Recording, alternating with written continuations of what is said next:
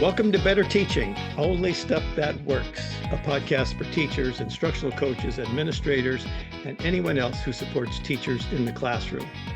This show is a proud member of the BE Podcast Network, shows that help you go beyond education. Find all our shows at bepodcastnetwork.com. I am Gene Tavernetti, the host for this podcast, and my goal for this episode, like all episodes, is that you laugh at least once and that you leave with an actionable idea for better teaching. A quick reminder, no cliches, no buzzwords, only stuff that works. Joining us today is Robert Pondiscio. Robert is a senior fellow at the American Enterprise Institute, a veteran educator, and an acclaimed author of How the Other Half Learns: Equality, Excellence, and the Battle Over School Choice. Before becoming a leading thinker in education reform, Robert spent years in the classroom himself, bringing firsthand insight to the challenges teachers face and the realities students live. With a background in journalism and a passion for educational equity, Robert offers a unique perspective, one that challenges assumptions and sparks meaningful dialogue. Today, we'll explore his views on curriculum, school choice, and the role of civic education and what it really means to serve students in America today. Whether you're an educator, policymaker, or just passionate about the future of our schools, this is a conversation you won't want to miss. Good morning, Robert. I am so pleased to have you as a guest today on Better Teaching, Only Stuff That Works. Thank you for coming on. Thanks, Gene. Thanks for having me. Looking forward to it. One of the reasons that I've had so much interest in what you had to say is where you started in education, and that is teaching at a school in Brooklyn. Bronx, actually. But the Bronx. Okay, in Bronx. Small difference from the vantage point of Fresno. Yeah, in California, hardly anything exists other than California. So you taught there, and I'm very curious about your experiences in that environment, because my belief is that if we can take care of what happens in the toughest schools and districts, the rest will be a lot easier. I think the answer's, what do you think? You with me on that, or what about your experience? Okay, sure. My brief backstory is I had a whole other life in the media world. I worked for Time Magazine for many years, and then Business Week. I started my career in radio news when I took a semester off from college, never quite found my way back. But 20 years into my career, at age 39, as I like to tell the story, I was seduced by an ad on the New York City subway system for a program called the New York City Teaching Fellows, which was for mid-career career switchers to become teachers in hard-to-staff New York City public schools. I sometimes joke that my teaching career was what I call a mid-career impulse purchase. I was not one of those people who at age 7 or 8 lined stuffed animals up in my bed and pretended I was their teacher. And if I'm being really candid, I was not much of a student myself. I was a B student on my best days. The idea of my going to teach in the New York City public school system in a place like the South Bronx, as they say, would not have been on my bingo card. And it was intended, if I'm being candid, to be a 2-year mid-career kind of public service stint, at which point I'd go back, I assume, and go back to the news business. 2 years turned into 5 in the classroom, never left education after that, got very interested in exactly what you suggest, Gene, like how do we do right by the kids who are least likely to be served well by our public school system, and that led into any number of avenues that we can discuss. But having said that, I'm struck by the comment you just made. If we could solve that problem, then we can solve all the other ones. I think I might have given you a different answer 20 years ago than I'm going to give you today, which is, on the one hand, there's a surface plausibility to that. Sure, if you can reach and teach the hardest cases, then the rest is easy.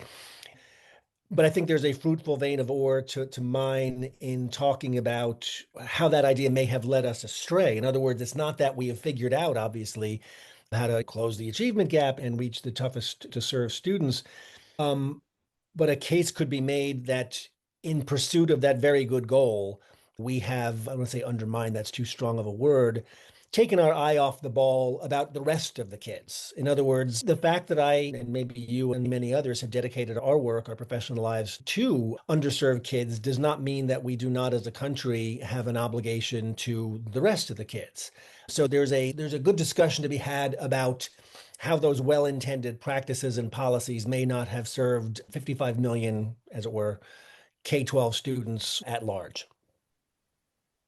Does that And I make think sense? that, yes, yes. And as we mind this vein, and I think that's one of the things that most of the schools that I've worked with as a consultant over the last 20 years have been struggling schools, underperforming schools, poor communities, Yeah, et cetera. And I didn't really worry about the other right, kids. right. Oh, they'll be Eh, fine. Don't worry, they'll Yeah, be yeah. fine. And then, of course, like many things, my views changed when somebody in my family had a niece who had kids who were very exceptional, Yeah, and they're trying to find places for them to go to school. And I understand that not every kid, the public school down the street is the place for your kid. yeah. And we need to make that place as good as we can for as many as we can. But that's well said. So No, I what think did that's right. And sorry, go go ahead. ahead. No.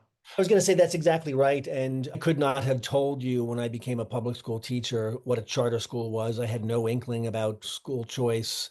Milton Friedman was not a name I knew. I consider myself to be a fairly staunch choice guy these days. But that said, I don't view that as a panacea either, because the public schools are not going to go away. And I don't think it's a sufficient theory of change to just say, oh, the free market and choice will create the rising tide that lifts all boats. It will be better than what we have now in all likelihood, but I do think there's a certain blitheness that some choice advocates promote about that. But where I thought you were going with what you just said, but you went in a slightly different direction, it's not merely the gifted and talented, the exceptional kids. It is the competent kid, to coin a phrase, in underperforming schools that I also worry about. I wrote a book about Success Academy some years ago, which is this high performing network, extraordinarily high performing network of charter schools in New York City. And as I like to say, the central, to my mind, the most important character in the book is not a central character, but she haunts it like a ghost. It's this young lady named Tiffany. And I describe her at both the beginning and the end of the book. And I describe something that I call the Tiffany test. Just to retell the story, in my second year at PS 277, which for the benefit of our listeners, it is was still is the literally the lowest performing school in New York City's poorest performing school district, poorest congressional district at the time. So I had this young lady my second year teaching. Her name was Tiffany. That was her actual name. And by the debased standards of standardized tests at the time, these are the early aughts, she was what we called a double three, meaning she got a three on grade level, again, debased standards, punitively on grade level in both math and ELA. And she was also, I'm bearing the lead here a little bit, just an unusually diligent, dedicated, rules following kid. We all know this kid. If we've taught in these kind of settings, we've all had this kid who the building could fall down and she'd be scribbling away at her homework, that kind of kid. The way I tell the story, I describe her earnestly as the most important figure, influential figure in my career, perhaps somewhat by accident. One day I described to my special ed supervisor, I said, "Hey, I've got Tiffany and I'm not challenging, I'm not doing anything for her. What should I do?" And she said something that stopped me in my tracks and changed my career. She said, quote, "She's not your problem." And what she meant by that is you've got classrooms that are filled, your classroom, Pondiscio, is filled with kids who are below grade level and way below grade level. You've got behavior problems out the wazoo. Why are you worried about Tiffany? She's delivering the results that you need. She's a double three. She's on grade level. When I say it changed the trajectory of my career, because to be blunt, who the hell says that to me about my kid? If we are well off, who said, how dare a school view our 10-year-old who's merely on grade level as a finished product who we don't need to concern ourselves with. So when I say she haunts my book like a ghost, when I wrote this book about Success Academy more than a decade later, every kid that I saw at Success Academy was Tiffany. Not literally, obviously, but that kind of kid. The rules Yeah. follower, the parent deeply invested in education, ambitious, just buying what we were selling, so to speak. So those are the kids, even though they may not be the majority of kids that we're concerned about, if you're really committed to equity in its best sense, then what's best for the cause of equity? Is it to regard a kid like Tiffany as a finished product because she's, again, delivering the results that the system says we need to deliver? But what could she have been if she had gone to my daughter's elite private school, to a high performing public school, if her mother had the wherewithal to move to the leafy suburbs, Right, where she would right, have right, been right. much more a culture keeper than an outlier. So when I say she haunts it like a ghost, that's what I mean. Like, we've got to solve that problem too. How dare we say to any diligent, invested kid, "Oh, I'm not worried about you." So let's go back to the Bronx. And now that you've had Tiffany haunt you all these years, what kind of changes would you make to that school? What suggestions would you make to them to get out of this mess? Okay, those are two different questions. One, what Okay. would I suggest for Tiffany, and what would I suggest for the school? My suggestion for Tiffany is school choice. How dare Yeah. we keep her in that school because we have bigger problems to solve? That's step one. Step or the other part, what do you do about struggling public schools? My answer is not going to be terribly original or surprising. I think it's curriculum. I became a slavish devotee of the work of Don Hirsch, Edie Hirsch Jr. in core knowledge at PS 277 because, and again, this is a story I've told 1,000 times. His work was the one body of work that described what I saw in my classroom every day. Kids who could decode but struggled with comprehension. And we were, by the way, a Lucy Calkins Teachers College classroom. So everybody's familiar with Lucy Calkins now, courtesy of Emily Hanford and her fantastic podcasts, Hard Words and Sold a Story. But it's funny, when those podcasts came out, I heard from grad students that I'd had 20 years ago saying, "Oh my God, did you hear this? This is the stuff you were talking about in ed school." Yeah, it's about time Yeah. that somebody's giving attention. So that would be my prescription is look, there's a reason kids are decoding, and it's more complicated than that, I grant you, but there's a reason that kids are falling behind in reading. It has nothing to do with the stuff that the Lucy Calkins of the world talk about, student engagement and curriculum that looks like you and on. If E.D. Hirsch had been in my classroom, he would have said, no, it's background knowledge. No, it's vocabulary. Look, there are things that literate speakers and writers assume their audiences know, and that if they don't know it, then the comprehension falls apart. And he's exactly right, and she's exactly wrong. I think you're the leading, I think I'm going to know part of your answer to this then. My question is, because I get this a lot. Parents will ask me, what's a good school? Yeah. And I have no idea what even they're asking. So, what do you think? Because we want to create good schools and Yeah. schools of choice. So, how would you define a good school? Yeah. Oh boy, how much time do we have? Because this is not an easy one. I'm a lot Robert, I didn't more. invite you here for easy ones. I could, Okay. I'm a lot. No, it's something else I say all the time. Like every good conversation about education either quickly gets to it's complicated or it's not a very good conversation. yeah. And this is one of the most complicated. I'm not a technocrat. I am not eager to be prescriptive. And despite the fact that I obviously have very well-defined beliefs about good, better, and best in terms of things, school culture and curriculum, but I have no desire to impose my priors on you or anybody else. So the answer of what is a good school is it's complicated and it depends. And there are things that I do not care for that the last thing I would want to do is ban them. And there's things that I love, and the last thing I'd want to do is impose them on teachers and schools and parents who don't want them. Man, how do I even enter into this? There's I don't think that look, I think my ed reform credentials are in pretty good order, right? I started teaching in 2002 when this was this moral crusade. So I'm not anti-testing, for example, but I don't think that testing is a sufficient lens into what is or is not a good school. I mean, that said, I'm not sure you can have a good school with bad test scores, but I don't necessarily care for the effects of testing on school culture or whatnot.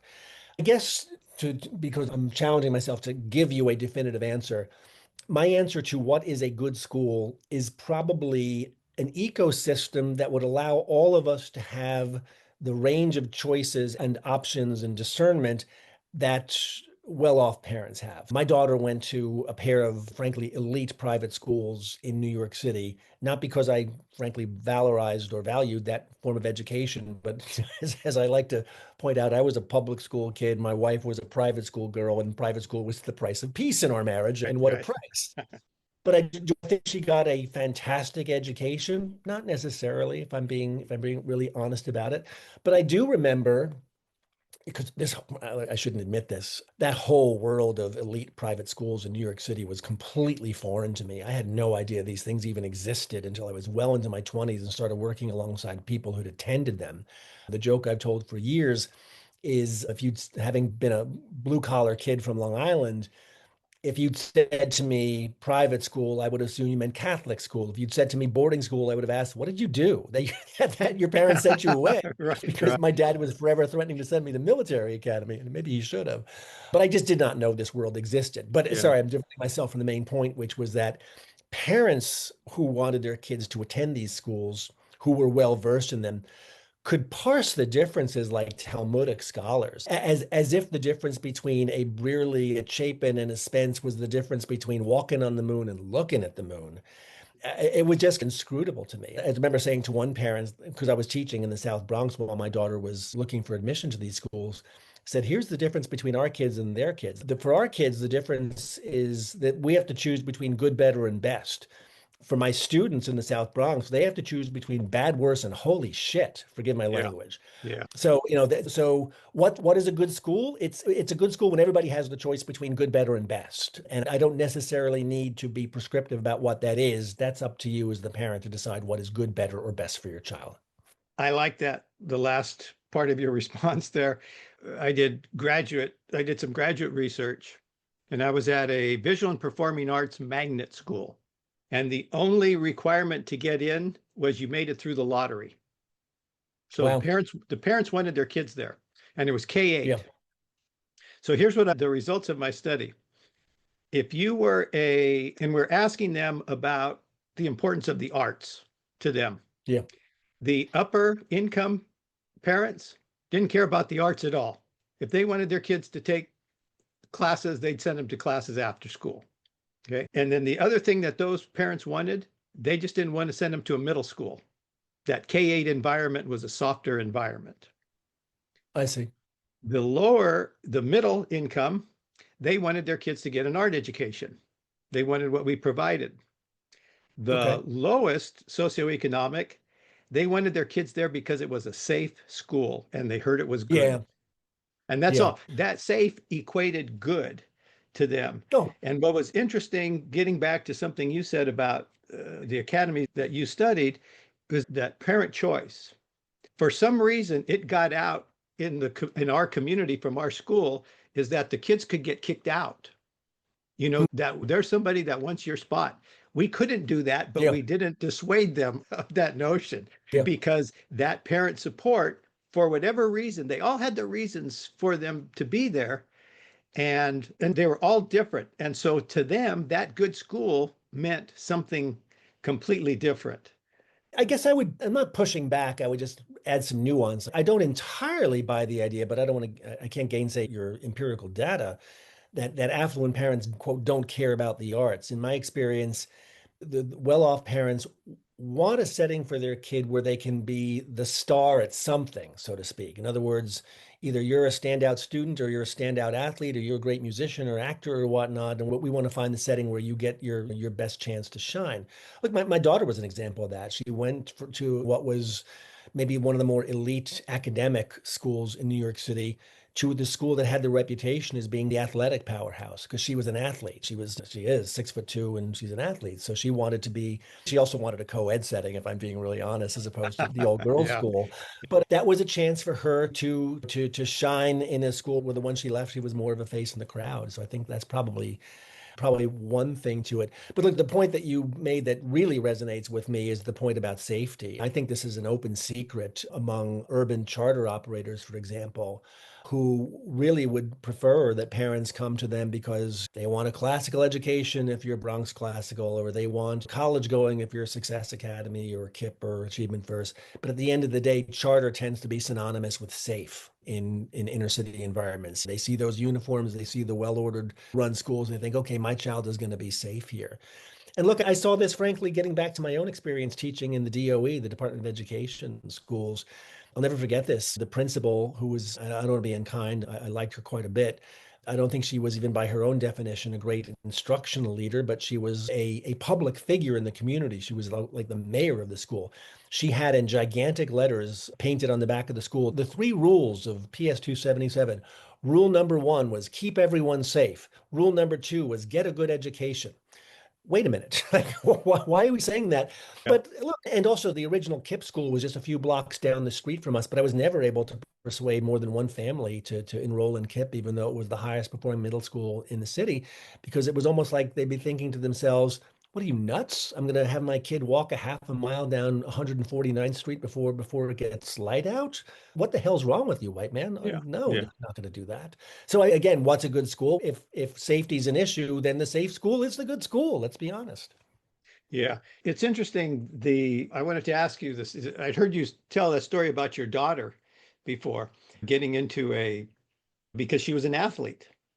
Yeah, And well, you obviously knew her, you listened to her, I met her and once, twice. Yeah, yeah, and she got to go to her school and she became live up to her potential as an athlete. sure.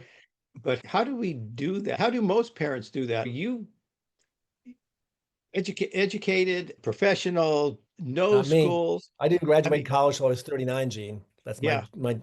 I wanted to say nice things before I asked you the question. So, Okay. but how do most parents deal with that? Because it's okay. So, thinking about schools of choice these days, let's talk about some Yeah. schools of choice. One of the things that the smaller schools, the charter schools give up by necessity is all the extracurricular activities. I Yeah, I mean, think you that's can't, maybe less true than it used to be, or at least in big cities. But my experience is not it is not, and again, one should not generalize from one's personal experience. But I actually think you're making my point. You're not gainsaying it. In other words, true or false, we tend as teachers, as educators, to valorize the academics, and I'm certainly guilty of that. But there are many paths to success. It's not just academics. And to your point about, at least I'm anticipating where you're going with this, that smaller schools don't have the resources to have great sports programs or whatnot. Here's something else they don't have the resources to do that public schools do have, which is VOTAC, which is oh, in a rural community in upstate New York where a disproportionate number of the kids are interested in CTE, career and technical education. No charter school or micro school is going to be able to have the kind of resources that a regional school district can have in terms of vocational education. But this, to my mind, is still making the case for, not against, let's call it a robust ecosystem of opportunities. Again, I have very firm ideas about academics, but I have no interest or desire to impose those upon any child or any parent. Hey, if you want your kid to get a HVAC certificate and that's what the kid wants to do, then yeah, who am I to say, oh no, you must go to college, for example? yeah. Maybe that wasn't where you were going with that. I'm with you, and I don't know. Again, there's going to be an N of one. This was my experience. Yeah, But actually, I think where I grew up, they had vocational programs, but they were regional programs. yeah, So we had kids from other districts come in to learn how to build yeah. houses, construction tech. Same here Uh, in New York. and I guess, and I think you had just mentioned this, is that maybe we need a system of schools. And I don't know how complicated that would be. So far we mentioned sports and we Yeah, mentioned vocational ed, but we also have, I don't want to say the specter, the special ed. How do we deal with yeah. special ed in I'm sports? not an expert on special ed, and I don't pretend to be, but before we leave the resources of the public school system, wherever you are, and this is obviously going to vary from state to state, but I see no reason why, let's call them non-traditional students, whether they're charter, homeschool, microschool, et cetera, why they should not have equal access to what we call BOCES here, those regional vocational technical Yeah. training centers, sports teams, orchestras, et cetera. Those parents are paying their taxes, their school taxes, just like the rest of us. So I don't see any reason why their children should be denied the opportunity to play on teams, participate in bands, on and on. I'm just laughing about I was a football coach.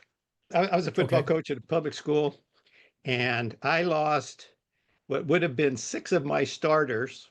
So that's not six out of 22. They probably would have gone both ways. to the Yeah, Catholic school, that's half your team. to the private school. And Yeah, it happens in the public schools and they're sure. decried. Oh no, they didn't come for sports. They came for whatever Yeah, purpose.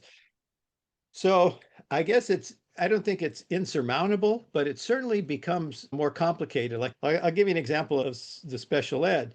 Uh, you have kids going to an elite private school that have some legitimate or possibly legitimate needs. And yeah. so they send them to the public school down the street to get them assessed, and they have to assess it. They have to assess them, and they're not really happy about spending their resources because these kids aren't local kids that are paying property taxes. These kids are from Asia and New England, and they're not from Hmm. California. So I'm not saying it's unworkable, but there are issues, and I think you brought it up in the beginning that we need to think about those things when we talk about school choice, that there are issues to be Yeah. worked out. Well, one of the knocks you hear on school choice is exactly that. They can kick kids back into the public system. They can counsel them out, whether it's for they have special education needs or other issues that quote we can't serve here. I suppose that's true. On the other hand, nobody ever talks about how this works in the other direction. Look at the budget of almost any decent sized school district.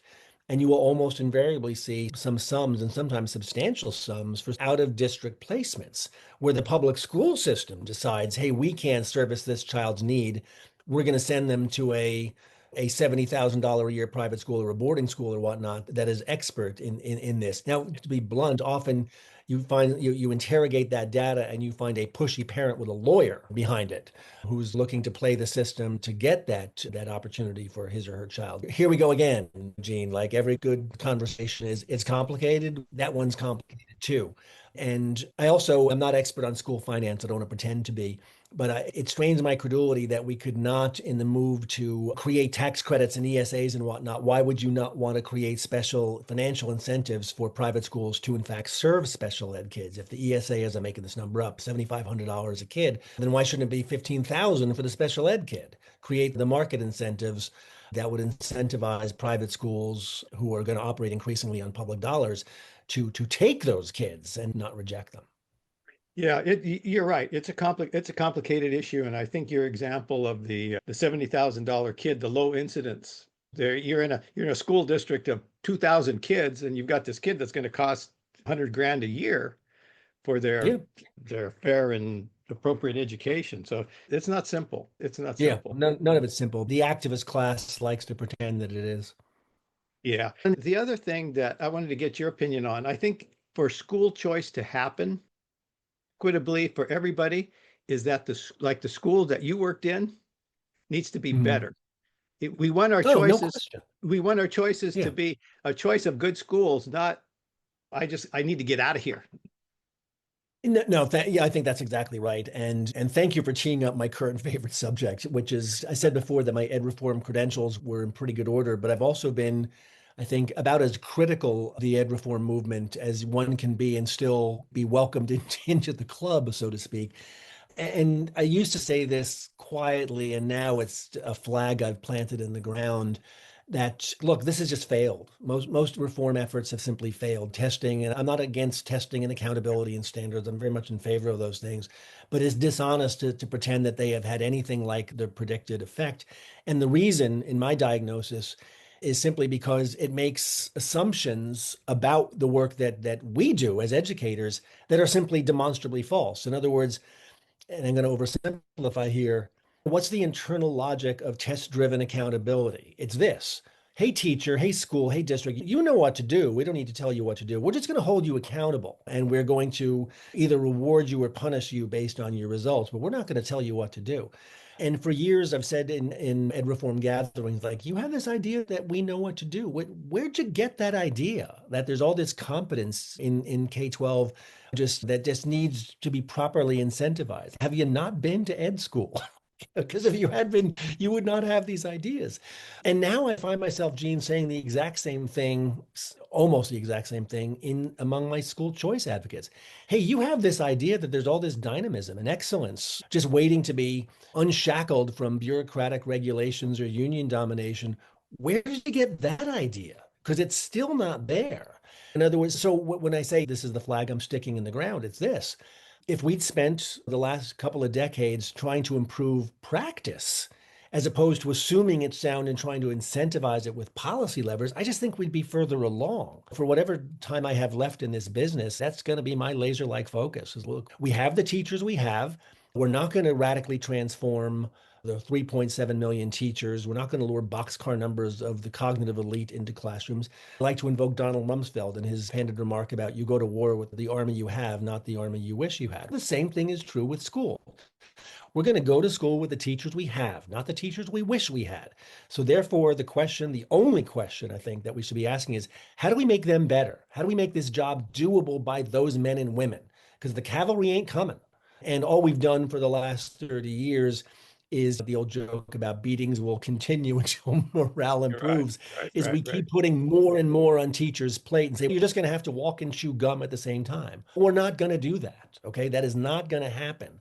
We cannot continue to put every problem in American life on the backs of teachers, asking them to be everything from pedagogues to curriculum creators to mental health professionals and expect to get good outcomes at the basic functions of getting kids to minimal competency in reading and math. It's just that is a clearly bad idea. We're going to back up a little bit to something you said Okay. earlier about curriculum, Yeah. Oh, about that's the curriculum, magic because word for me. embedded in a lot of your answers, that's a baseline for you. Sure. We have to have a good curriculum. Well, And I'm a good E. Hirsch guy. That's that. I said before that he's my guru and my disciple, and I meant it. so how do we, if you're a teacher, you go to work at a charter school, let's Yeah. say, Robert, we'd like to hire you. Let me tell you how we do things. Yeah. Here's the curriculum. Here's how, the instruction. Here's how we teach. Um, You've uh, already got me, Gene, because none of that was said to me when I was in the public school system. What was said to me is, Mr. Pondiscio, you're the best person to know what every child needs. Are you out of your mind? No, I'm not. so can that message be spread? Like in public schools, do public schools need to have that identity? So when a parent comes, they move into the Which community or they, identity, Gene? Sorry, let's be pardon me, clear. What identity do public schools need to have? this is how we do things here. Oh, This no this this is question. our instructional vision. This is what you can expect when your kid graduates. This is what you can expect when they Yeah. attend our school, which is the same thing I think any charter or private, or that's what they're doing. That's why the identity is why they were chosen by the parent. I think that's probably right, although never underestimate the ability of any school, public, private, charter, et cetera, to be lured onto the rocks by the siren song of educational fads. There's one in Texas now that is claiming to get the best results in the country with no teachers and 2 hours every day in front of an AI program. Like that can't Uh-huh. possibly be right. So there's a lot of froth in our world. But I'm gonna assume I know what you're implying in your question. Like, would I routinize the content of public schools? In other words, would I put less discretion in teachers' hands and more, this is the curriculum, this is what we teach here? Yeah, absolutely. Lest this sound somewhat contradictory with what I said earlier about I don't want to impose my priors on schools. There's an exception to that, and this is why I'm an E.D. Hirsch guy, because at the end of the day, language doesn't care what we think, doesn't care about our ideas about student engagement and culturally responsive pedagogy and make it your own, etc. Hirsch's singular insight, unassailable insight to my mind, is look, and I think I said it before, speakers and writers make assumptions about what their readers and listeners know. So once you understand that that's just a basic non-negotiable, it's just simply the mechanics of language proficiency. It's not a desire to impose a dead white male curriculum or Eurocentric ideas on kids. It is just the way language works. Once you accept that, then you have an obligation to ensure that every child in front of you leaves you with that basic array of mental furniture, as I like to call it. So if you decide instead that, oh no, we're going to let the child decide what he or she wants to read, and we're going to worship at the altar of student engagement, then you are literally imposing a kind of illiteracy on children.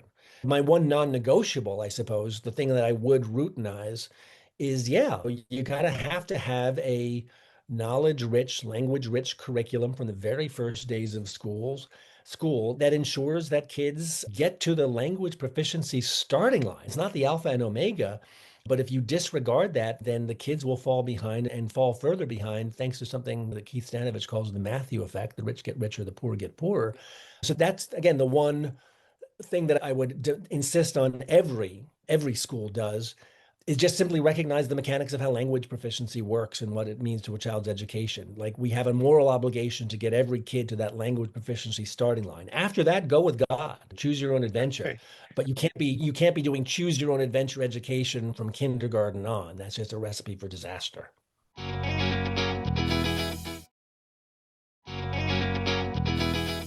Okay. So I think we're clear about that. Okay. We got that checked off our list. Now, Uh, I think I told you my initial time that I reached out to you that I had asked my friend Zach Groeschel to introduce me to you. oh, okay. And of course, Love Zach that. has all his fans, and it never happened, but you were at Research Ed. And so, what that tells me is beyond curriculum, you also have an interest in instruction. So, would there be any things that we would want teachers to be doing in presenting that curriculum? Do we want to go Not there? You know what I'm necessarily. asking? We're going from curriculum and now, because it doesn't matter if you have curriculum if the instruction's not that good. Yeah, I think that's right. One battle at a time, please. I think right now the first battle is the language proficiency, knowledge-rich curriculum one. So I don't have a lot of hills or time left to die on those hills. One is, and by the way, before we leave the subject of curriculum, let me say that it's not merely my desire to impose a curriculum on people. Like, it's also part of the banner of what we discussed earlier. It's one of the ways to make the job doable by the teachers we have, not the teachers we wish we had. I don't know about you, but when I was a new teacher, I spent an ungodly amount of time preparing lessons from scratch because I was told that was a best practice. I won't bore you with the research on this, but we know that teachers tend not to do it very well, not because they're bad people or bad teachers, but it's just is what it is. We undershoot what kids can do.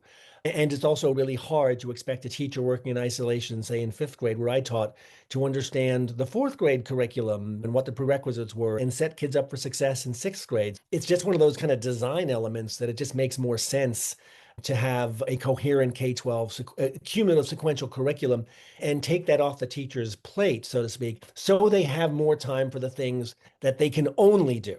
Give feedback, develop relationships, get to know with families, etc. Nobody else can do that but the classroom teacher. You got to take something off of their plate if you want to make the job doable by those teachers.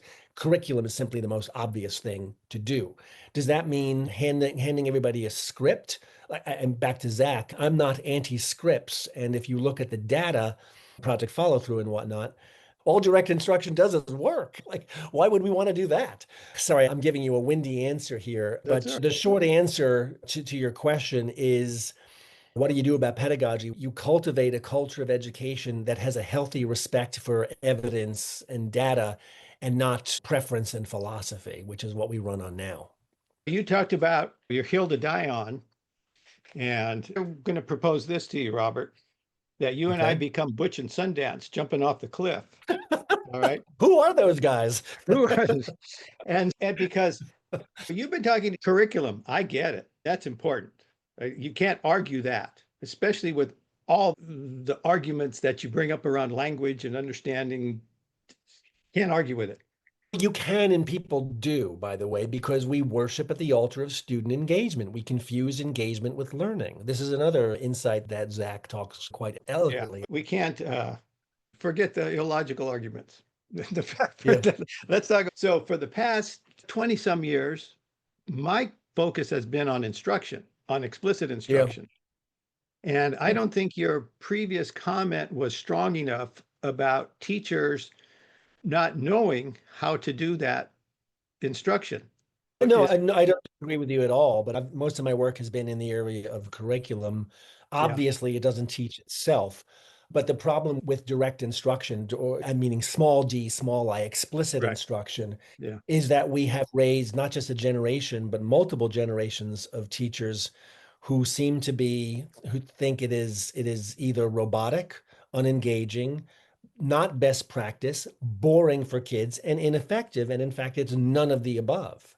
It's the other stuff this is the price associated with worshiping at the altar of student engagement and assuming that the engaged child is the learning child. So you tell me, since it's your field, but it seems to me the conceptual breakthrough has to be, look, are we going to be an evidence-based profession or not? Are we going to be a profession that actually teaches kids that we're successful teaching? Because I think one of the things that happens, the schools that I've been in, I'm not there because everything's going great.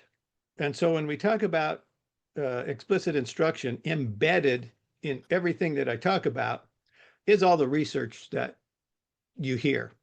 But I don't talk about the research, talk about how these kids can be successful. Because I think what's happened is something you said earlier. There's this vicious cycle of kids not doing well, and then our expectations are lowered. Sure. And so instead of the answer being better instruction with better curriculum, it's those fads that you talk about that Yeah. we know don't work.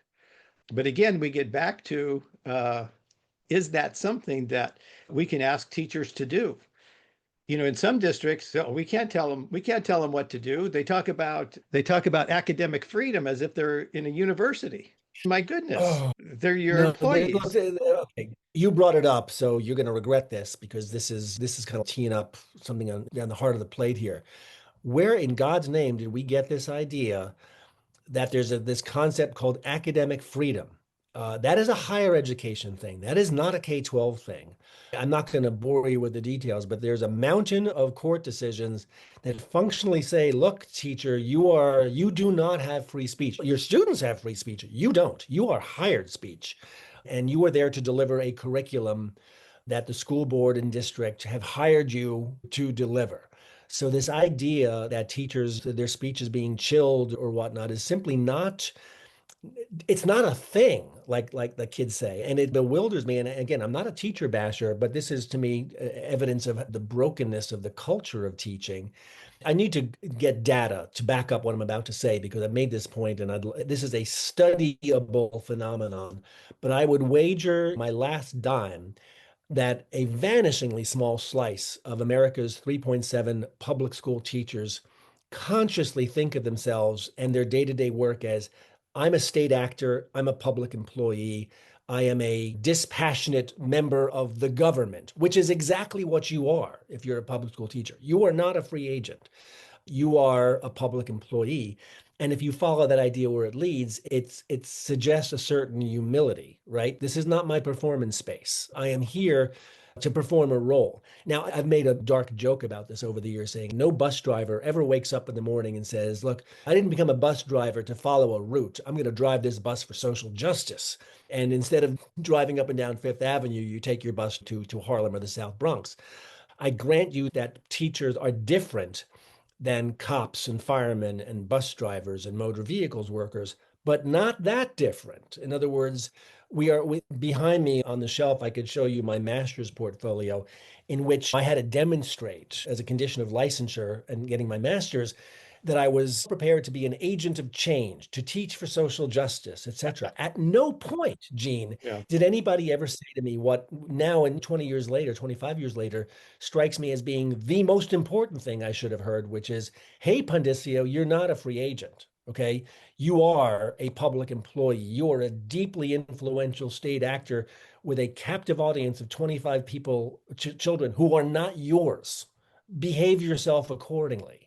That is not a message that teachers, I think, want to hear, but I think it's one they need to hear. In other words, that pendulum of, no, I'm going to bring my whole self to work. I didn't come here to follow a curriculum.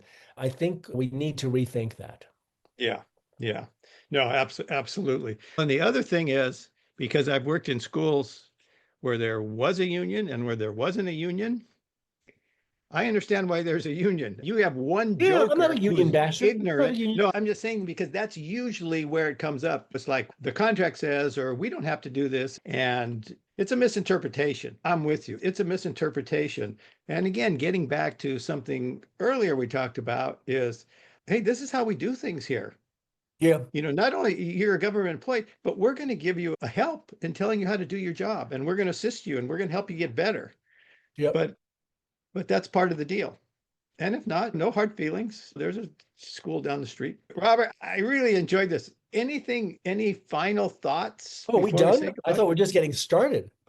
Wow, that was fast. I know I'm not as entertaining as I think I am. I don't know about you. I'm having a good time. Well, I'll ask you the same question you asked me. I already described what, my hill to die on, focusing on instruction. And again, I know I'm preaching to the choir here because our audience, I assume, is mostly instructional folks as opposed to the policy people who tend to listen to me flap my jowls. But if the hill that I'm going to die on is preaching practice to policymakers and making teaching doable by the teachers we have, not the teachers we wish we had. If that's the hill that I'm going to die on, what's yours? Mine is effective instruction. And and it's funny you mentioned all the pushback we get from it, but if you take a look at the people in the field, the thought, I hate the word thought leaders, but Oh I'm gonna, goodness. You know how you can you, tell I, somebody's not a thought I, leader? Because they I, say they are. yeah, yeah. I chose that over edu celebrity, but same, you Yeah, get the yeah. idea. You get the idea I, who I these do. folks are. And you ask them, were you ever an athlete? Did you coach anything? Did you ever perform? Were you Yeah, and they all have some performance in their background. And you know what happened when they learned how to perform? It was explicit instruction. of And they're course. sold on it. They're sold on it. And it's not an intellectual knowing, it's an emotional knowing. And that's the way I Yeah. am. And so that's what I think. I think teachers get it if it's presented in a way that makes sense to them. And I'm going to tell you, there has been so much sucky in service and professional Oh, development. ah, I don't yeah. blame them. I don't blame the teachers for their attitude. But if you show them something that works, okay, I'm going to But, try this. we started this conversation with you asked me to reflect on my journey into education. One of my very first days pre-service, summer of 2002, I'll never forget this. Some district poobah in the South Bronx, District 7, telling us brand new, not even teachers, would-be teachers, that making kids memorize their multiplication tables is, quote, child abuse. Wow, that's interesting. This is, by the way, a nice thing about being a 39-year-old instead of a 22-year-old who was like immediately ignored that advice, Yeah, intuited yeah, like that. I think about that now. Millions of us have been hearing these things like, "Oh, drill and kill is terrible. Don't make kids memorize this or drill that, etc." And now, with the benefit of hindsight, I want to say to them, "Have you ever heard of cognitive load theory? Do you know what that is?" Because I'm increasingly convinced, to go into your line of work instead of mine, Gene, that cognitive load theory is the skeleton key that unlocks all of this. In other words, yeah, remember what it was like when you learned how to drive a car, and it was terrifying. Death grip on the wheel, eyes on the road. You didn't even want to divert your gaze for a second to look at the speedometer. That felt like a reckless thing to do. Now, because so much of this is automatic, you listen to podcasts, you talk to your wife, you're looking at the scenery, etc., because that's cognitive load theory. You have internalized how to do the basic, and now you have freed up bandwidth to do other things. That's how reading comprehension works once you master decoding and phonics. That's how higher order math works once you've got basic functions down. So that's one of those ideas that, like, wait a minute, how did we go so wrong or fall into the thrall of such romantic ideas that we say to new teachers that what you're implying, practice, drill, mastery, those are bad things. No, they are absolutely not bad things. In fact, you're not going to get anywhere without them. yeah. And I think that cognitive load theory, you talk about driving. We live in a suburb in a pretty protected area. And I could take my daughter out for her first driving lesson. So she's behind the wheel, she backs out, she comes to the first intersection. And because we're in a fairly isolated area, four corners, no stop signs. And she says, "What do I do? What do I do now, Dad? What do I do now?" And I said, Get out "We'll and talk walk. about it later." And that's when I decided, honey, we're only doing right turns today. Yeah. That's all we're going to do. Okay. That's all we're going to do. Son Because wears you Zig could Engelman just, smiles. how can you, and it's the expert novice thing too. You don't Yeah. realize what's involved in all of these things that we're teaching kids, and back off, back off. I'm with you. Yeah. No, that's a great insight. That's a really good insight. Because the story, the way I was describing it was put yourself back in the position of being that terrified new driver. Now put yourself in the position of being the terrified parent in the passenger seat. And then suddenly you're going to see the benefit of direct instruction. Yes, yeah, absolutely. Robert, it has been an absolute pleasure. Thank you for doing this. And hopefully we'll run into you soon. I hope so. Thanks for having me. If you're enjoying these podcasts, tell a friend. Also, please leave a 5-star rating on Apple Podcasts, Spotify, or wherever you listen. You can follow me on Blue Sky at G Tavernetti, on Twitter, X at G Tavernetti, and you can learn more about me and the work I do at my website, tesscg.com. That's TESSCG.com, where you will also find information about ordering my books, Teach Fast, Focused, Adaptable, Structured Teaching, and maximizing the impact of coaching cycles.